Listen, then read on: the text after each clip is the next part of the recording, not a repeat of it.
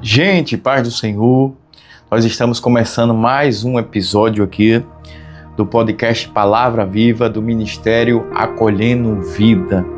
Hoje nós estamos com um convidado especial, é o nosso apóstolo Júnior Mendes, que vai nos trazer aqui um pouco da sua história, da sua trajetória, e fique aí que eu tenho certeza que vai tocar o seu coração em nome de Jesus. Gente, nós estamos aqui hoje recebendo uma pessoa especial, o apóstolo Júnior Mendes, bem-vindo.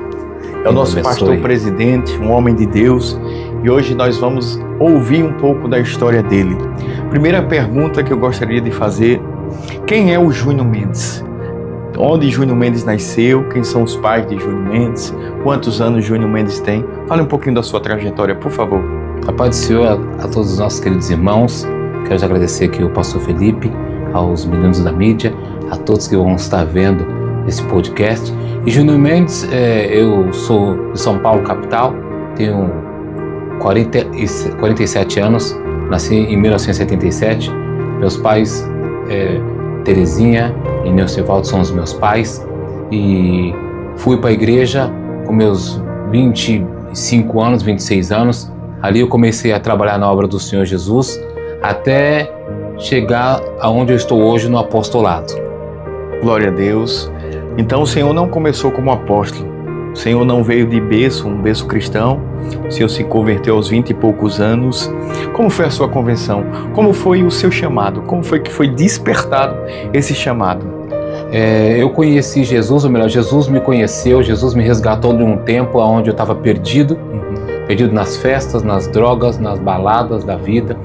E ali Jesus, ele me encontrou, porque se dependesse de mim, pastor Felipe, eu estaria lá vivendo essa vida. Verdade. E isso serve para muitas pessoas que vai estar vendo esse podcast. Tem certo momento da tua vida que você tem que deixar Jesus, que está te procurando, pegar nas suas mãos e te levantar. Então nesse tempo ele me encontrou e eu fiz uma entrega. Fiz uma entrega e comecei a servir ao Senhor Jesus, lá na cidade de Carapicuíba, onde eu morava. E ali eu servia ao Senhor Jesus limpando o banheiro da igreja, servindo a água, na portaria, trabalhando para a obra de Deus. Glória a Deus. Então significa que o Senhor não começou no ministério apostólico, começou servindo, como todos os irmãos devem começar servindo, respeitando o tempo do ventre. O Senhor é o pastor presidente da nossa igreja, temos igreja na África. Como foi que surgiu o ministério Acolhendo Vidas? Como foi que Deus lhe deu esse despertar? O Ministério Acolhendo Vidas, ele surgiu baseado na necessidade das pessoas. Então, com o decorrer do tempo, eu dentro da casa de Deus e fora da casa de Deus, eu percebi que as pessoas, elas necessitavam ser acolhidas.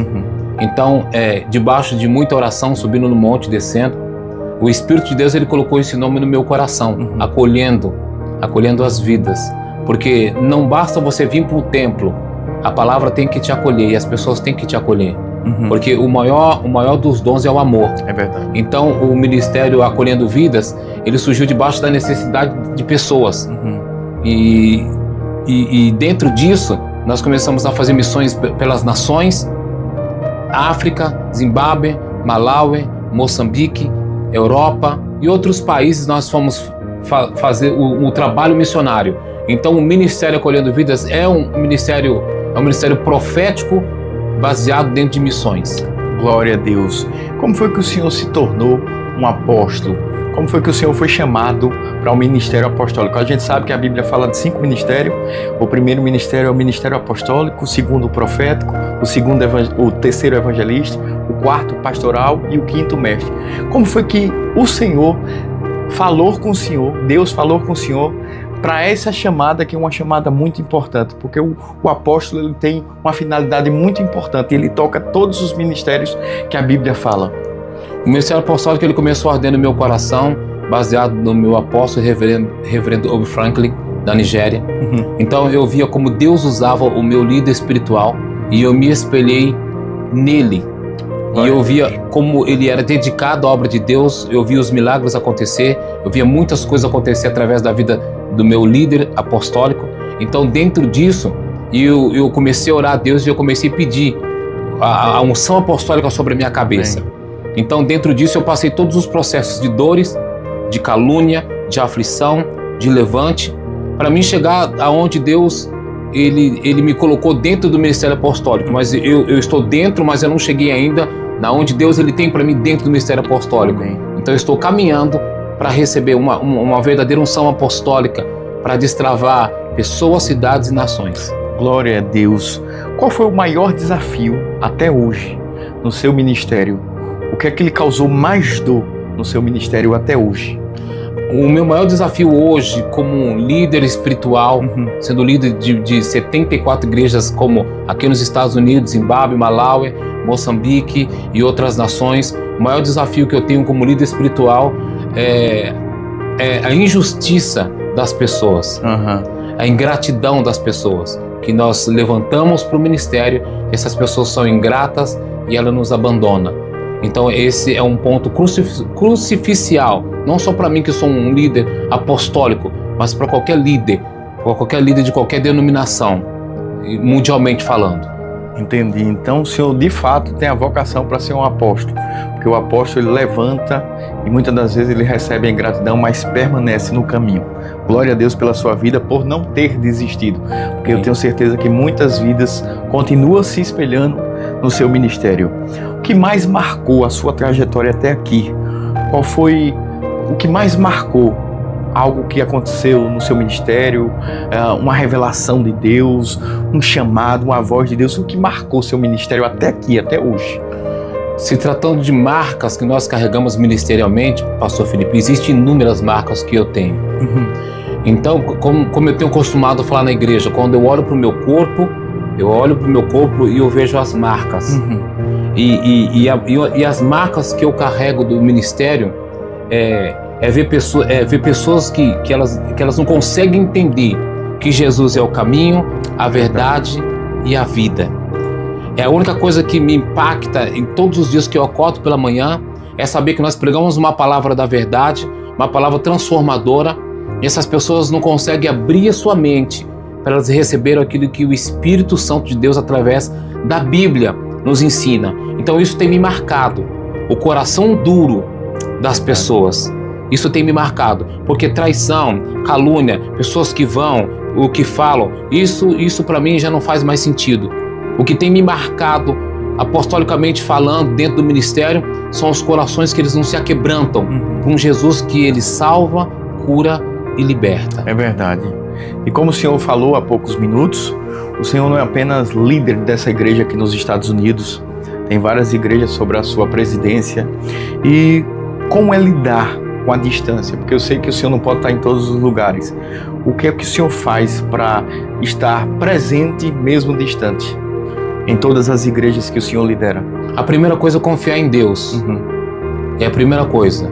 A minha liderança ela está baseada naquilo que Deus prometeu. Deus me prometeu um ministério apostólico de nações. Então eu confio em Deus, Pastor Felipe. E a segunda coisa, eu confio na liderança que está trabalhando nessas nações. Glória a Deus. Outra pergunta.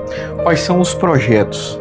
Nós estamos chegando no final de 2025, mas eu creio que em 3 meses Deus pode fazer muitas coisas.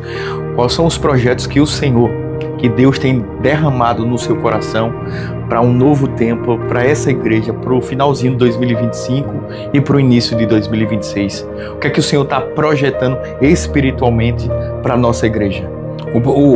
Os projetos, Pastor Felipe, são projetos contínuos, e um dos projetos é alcançar os caídos.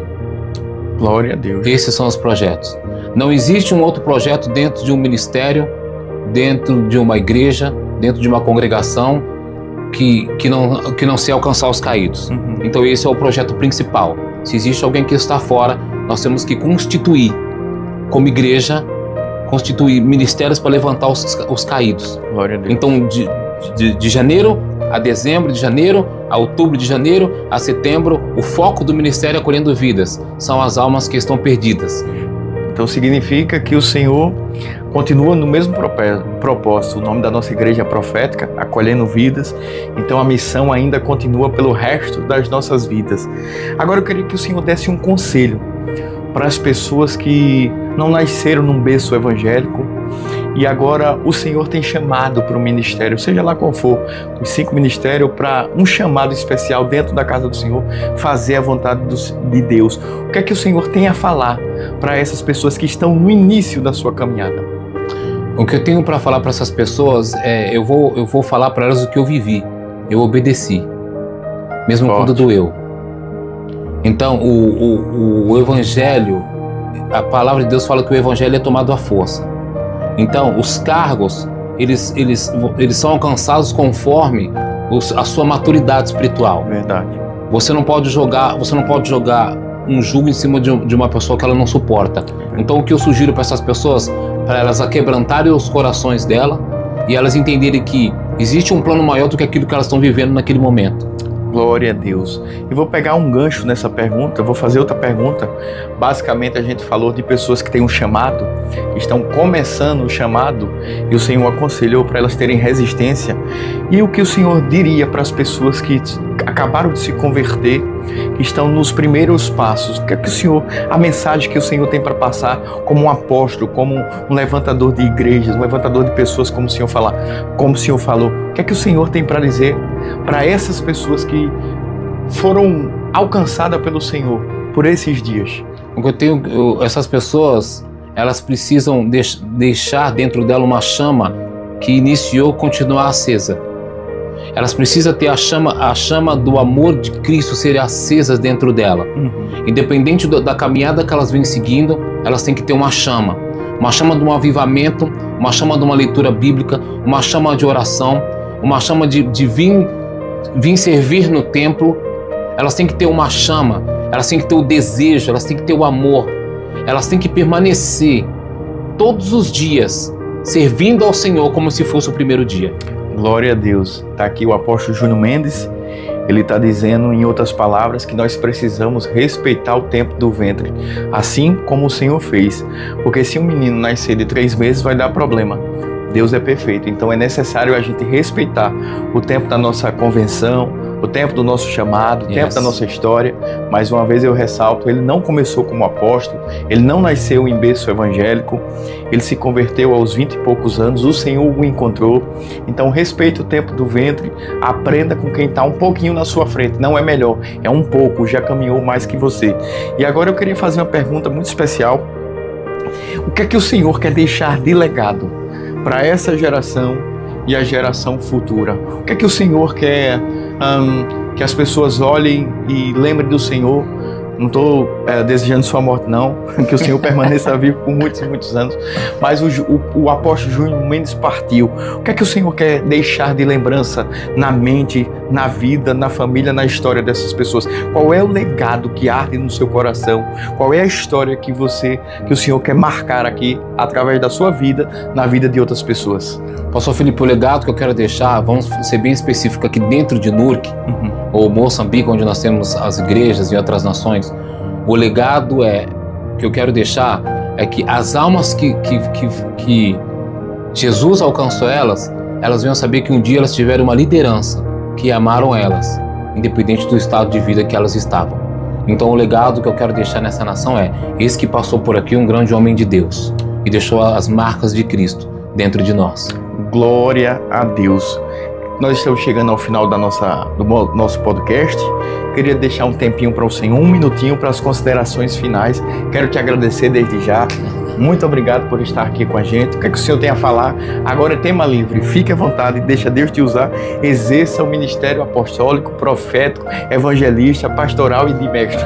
Em nome de Jesus. E o que eu quero falar nesse final, eu quero agradecer a todos do Ministério Acolhendo Vidas. Quero agradecer ao pastor Felipe que está aqui, Daniel, o Marlon, que estão da mídia, os outros meninos também que participam da mídia. Quero agradecer a pastora Silvia, quero agradecer o pastor Adão, quero agradecer toda a liderança dessa igreja.